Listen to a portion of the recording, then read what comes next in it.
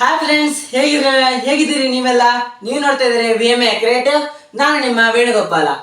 ಇಂದು ನಾನು ಹಿಂದಿನ ಅಂದರೆ ನನ್ನ ಲೆಕ್ಕ 16ನೇ ತಾರೀಕು ಹೇಳ್ದಂಗೆ ಇವತ್ತು ನಿಮಗೆ ನಾನು ಅವಲಕ್ಕಿ ಮಾಡೋ ವಿಡಿಯೋ ಅಪ್ಲೋಡ್ ಮಾಡಿದ್ದೀನಿ. ಇವತ್ತು ಮಾಡೋ ಅವಲಕ್ಕಿ ಹೆಸರು ಒಗ್ಗರಣೆ ಅವಲಕ್ಕಿ, ಅಂದರೆ ನಾರ್ಮಲ್ ಅವಲಕ್ಕಿ. ಇನ್ನು ಮುಂದೆ ತುಂಬ ವೆರೈಟಿಯಾಗಿ ಅವಲಕ್ಕಿ ಬರುತ್ತೆ. ಇವತ್ತಿನ ಒಗ್ಗರಣೆ ಅವಲಕ್ಕಿ ಮಾಡೋಕ್ಕೆ ಬೇಕಾಗಿರುವ ಸಾಮಗ್ರಿಗಳು ನೋಡೋಣ ಬನ್ನಿ. ಇವತ್ತು ಮಾಡೋದಕ್ಕೆ ಬೇಕಾದ ಸಾಮಗ್ರಿಗಳು, ಮೊದಲನೇದು ಪುಟಾಣಿ ಕಾಳು. ನಾನು ಇವತ್ತು ನಿಮಗೆ ಅಳತೆ ಹೇಳಲ್ಲ, ಏನಕ್ಕಂದರೆ ನಾನು ಮಾಡ್ತಿರೋದು ಸ್ವಲ್ಪ ಕ್ವಾಂಟಿಟಿಲಿ. ನಿಮಗೆ ಯಾವ ಥರ ಜಾಸ್ತಿ ಬೇಕು ಕಮ್ಮಿ ಬೇಕು ಆ ಕ್ವಾಂಟಿಟಿ ನೀವು ಮಾಡ್ಕೊಳ್ಳಿ. ಮತ್ತು ಎಣ್ಣೆ ಬೇಕು, ಮತ್ತು ಕಾಯಿ ತುರಿ, ಮತ್ತು ನಾನು ಮೆಣಸಿನ್ಕಾಯಿ ಹಿಂಗೆ ಹೆಚ್ಕೊಂಡಿದ್ದೀನಿ, ಅಂದರೆ ಬೀನ್ಸ್ ಹೆಚ್ಚಂಗೆ.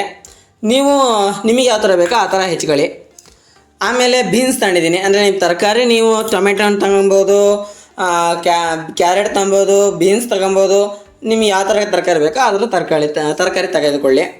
ಮತ್ತು ಇದು ಕರಿಬೇವು ಮತ್ತು ಒಣಮೆಣಸು.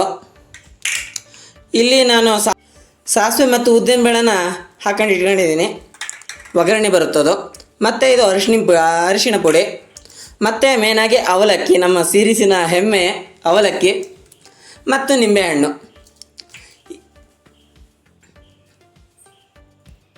ನೋಡಿ ಫ್ರೆಂಡ್ಸ್, ಈಗ ನೀವು ನೋಡಿರಿ ಯಾವ್ಯಾವ ಸಾಮಗ್ರಿ ಬೇಕು ಅಂತ. ಈಗ ಮಾಡುವುದು ಹೇಗೆ ಅಂತ ನೋಡೋಣ ಬನ್ನಿ. ಈಗ ಬಾಣಲಿ ಒಲೆ ಮೇಲೆ ಇಡೋಣ. ಆಮೇಲೆ ನಮಗೆ ಎಣ್ಣೆ ತಗೊಂಡಿದ್ದೀವಲ್ಲ, ಎಣ್ಣೆನ ಹಾಕ್ಕೊಳ್ಳಿ.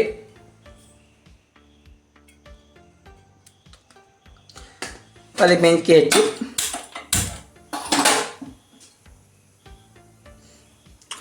ನಿಮಗೆ ಮತ್ತೊಂದು ಹೇಳೋ ಮರ್ತೋದೆ. ಇವೆಲ್ಲ ಮಾಡೋಕ್ಕಿಂತ ಮೊದಲು ಒಂದು ಪಾತ್ರೆಯಲ್ಲಿ ಬಿಸಿ ನೀರು ಕುದಿಯೋಕೆ ಇಟ್ಕೊಳ್ಳಿ. ನಾನು ಮೊದಲೇ ಇಟ್ಕೊಂಡಿದ್ದೀನಿ, ಆಯಿತಾ. ಈ ಎಣ್ಣೆ ಸ್ವಲ್ಪ ಕಾಯಬೇಕು. ಅದಕ್ಕೆ ಕಾಯ್ತಾ ಇರುವಾಗ ನಾವು ಸಾಸಿವೆ ಮತ್ತು ಉದ್ದಿನಬೇಳೆ ಇಟ್ಕೊಂಡಿದ್ದೀವಲ್ಲ ಅದು ಹಾಕೋಣ.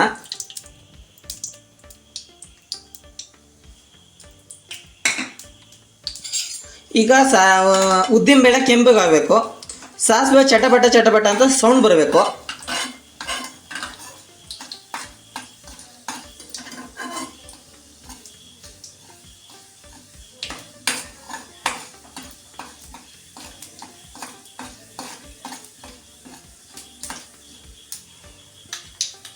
ನಿಮಗೆ ಸೌಂಡ್ ಕೇಳ್ತಾ ಇದೆ ಅನ್ಕೊಂತೀನಿ.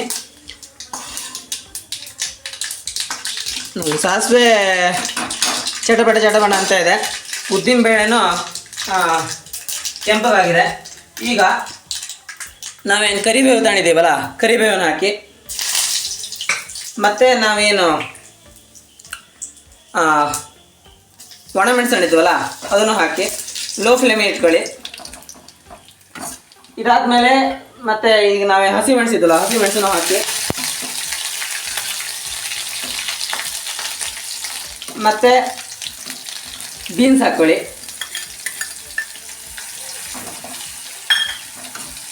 ಬೀನ್ಸು ಸ್ವಲ್ಪ ನೀವು ನೋಡ್ತಾ ಬೆಂದಾದ್ಮೇಲೆ ಈಗ ಒಗ್ಗರಣೆ ಏನಾಗಿದೆ ಅದಕ್ಕೆ ಅದು ಬೀನ್ಸು ಬೇಯ್ತಾ ಇರಲಿ. ಅದಕ್ಕಿಂತ ಮೊದಲು ನಾವು ಏನು ಅವಲಕ್ಕಿ ಇತ್ತಲ್ಲ, ಅವಲಕ್ಕಿನ ನೀರಿಗೆ ನಾವೇನು ಬಿಸಿ ನೀರು ಇಟ್ಕೊಂಡಿದ್ವಲ್ಲ, ಬಿಸಿ ನೀರಿಗೆ ಅದನ್ನು ಬಿಸಿ ನೀರಿಗೆ ಹಾಕಿ ಒಂದು ಸತಿ ಏರಿಸ್ಬೇಕು. ಅಂದರೆ ಈ ಥರ ಈಗ ಈ ಬಿಸಿನೀರಿಗೆ ಹಾಕಿ ಒಂದು ಸತಿ ತೊಳೆದಿದ್ದೀವಿ ನೀಟಾಗಿ. ಈಗ ಈ ನೀರು ನಿಧಾನ ಏರಿಸ್ಕೊಳ್ಳಿ. ಅಂದರೆ ನೀರು ಏರಿಸ್ಬೇಕು ಅಂದರೆ ಅಷ್ಟು ನೀರನ್ನು ಏರಿಸ್ಬಾರ್ದು, ಅಂದರೆ ಒಂದು ಥರ ಹ್ಯುಮಿಡಿಟಿ ಇರಬೇಕು ಅದರಲ್ಲಿ. ಈಗ ನಾವೇನು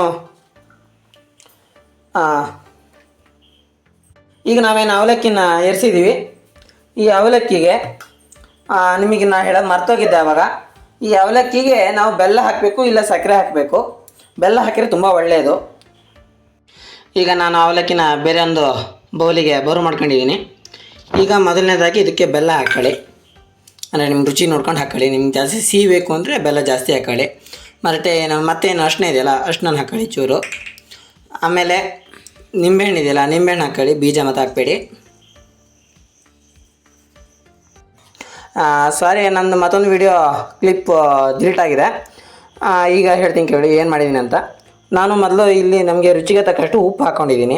ರುಚಿಗೆ ತಕ್ಕಷ್ಟು ಉಪ್ಪು ಬೇಕು, ಮತ್ತು ಉಪ್ಪು ಬೇಡ ಅಂತ ಮತ್ತೆ ನೀವು ತಗೊಂಡೇ ಇರಬೇಡಿ.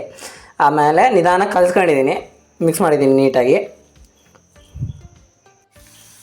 ನಾವೇನು ಒಗ್ಗರಣೆ ಇತ್ತಲ್ಲ, ಆಮೇಲೆ ಬೀನ್ಸ್ ಎಲ್ಲ ಕರೆಕ್ಟಾಗಿ ಬೆಂದಿದೆ. ಈಗ ಅದಕ್ಕೆ ಅವಲಕ್ಕಿ ಎಲ್ಲ ಹಾಕ್ಕೊಳ್ಳಿ. ಅವೇನು ನಾವು ಕಲಸಿಟ್ಕೊಂಡಿದ್ದೀವಲ್ಲ ಆ ಅವಲಕ್ಕಿ ಹಾಕ್ಕೊಳ್ಳಿ. ಈಗ ಅದನ್ನು ಮಿಕ್ಸ್ ಮಾಡಿ ಕರೆಕ್ಟಾಗಿ.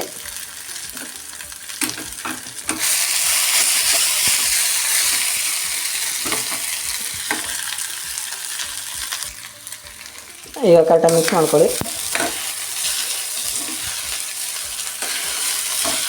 ಮಿಕ್ಸ್ ಮಾಡಾದ್ಮೇಲೆ ಏನು ಕಾಯಿ ಇತ್ತಲ್ಲ, ಕಾಯಿ ಹಾಕ್ಕೊಳ್ಳಿ.